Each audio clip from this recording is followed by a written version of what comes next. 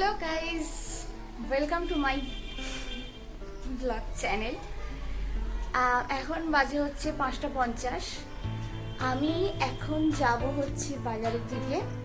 কী কী কিনবো চলো সেটাও শেয়ার করি, আর কী কী করা যায় চলো সেটাও শেয়ার করি। চলো চলো বাস, রেডি তো হয়ে গেছে, এবার যাওয়া যাক। চলো, এখানে দেখছিলাম বাবার জন্য কিছু হাফ প্যান্ট, যদিও আমাদের কালেকশন খুব একটা পছন্দ হয়নি। বাড়িতে এসে গেলাম, কিন্তু কী কী জিনিস কিনলাম সেটা তোমার সাথে শেয়ার করা হয়নি, সেই মুহূর্তে শেয়ার করা হয়নি, বা সেটা এখন শেয়ার করে দেবো যে আমি কী কী জিনিস কিনেছি। চলো, তো আজকে কেনার মধ্যে ছিল aloe vera gel, Nivea soft cream,